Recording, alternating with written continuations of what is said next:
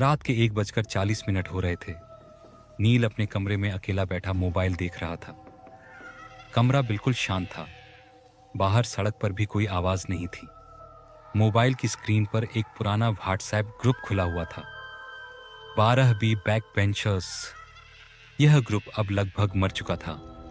पिछले 6 वर्षों से इसमें कोई संदेश नहीं आया था। स्कूल खत्म होने के बाद सभी अपनी अपनी जिंदगी में व्यस्त हो गए थे।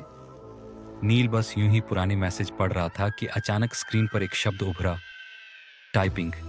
नील सीधा बैठ गया। उसका दिल तेज धड़कने लगा। कुछ ही सेकंड बाद ग्रुप में एक नया मैसेज आया, कोई अब भी जाग रहा है। नील की उंगलियां ठंडी पड़ गईं, क्योंकि यह मैसेज जिस नाम से आया था वह नाम 6 साल पहले मर चुका था। सौरभ।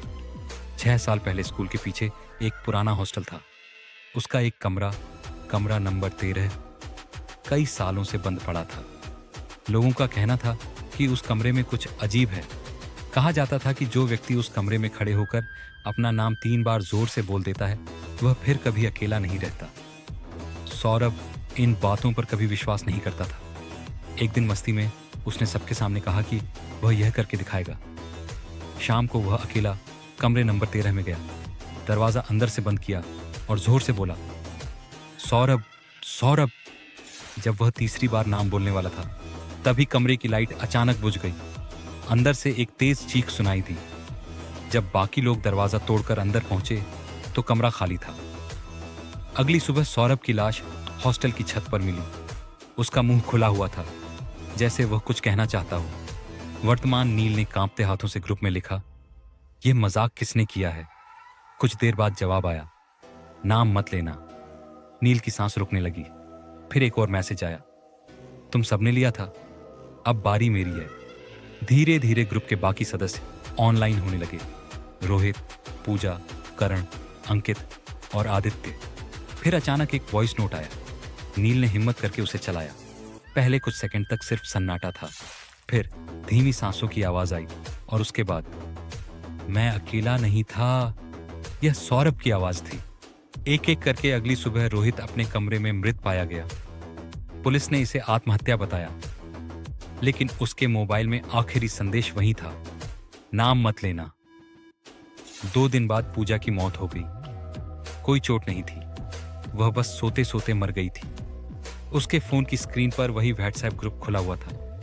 अंकित अचानक लापता हो गया। उसका फोन कभी नहीं मिला। करण ने डर के मारे सारे मैसेज डिलीट कर दिए। अगली सुबह वह भी गायब था। अब सिर्फ नील और आदित्य बचे थे। आदित्य अब भी मानने को तैयार नहीं था।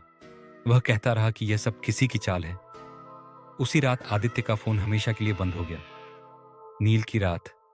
नील अब पूरी तरह अकेला था। कमरे में बैठा वह लगातार कांप रहा था। अचानक उसका मोबाइल अपने आप ऑन हुआ। फ्रंट कैमरा खुल गया।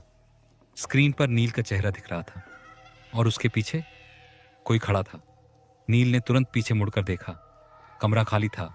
मोबाइल से आवाज आई, तुमने भी मेरा नाम लिया था। नील रो पड़ा। उसने माफी मांगी। कुछ सेकंड बाद आखिरी मैसेज आया, नाम मजाक नहीं होते। कमरे की लाइट बुझ गई। नील को अपने कान के पास किसी की फुसफुसाहट सुनाई दी, अब बोलो मेरा नाम। अगली सुबह नील का कमरा अंदर से बंद था।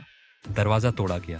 नील जिंदा था, लेकिन उसकी आवाज हमेशा के लिए चली गई थी। दीवार पर उंगली से लिखा हुआ था, नाम लेने से पहले सोचा करो।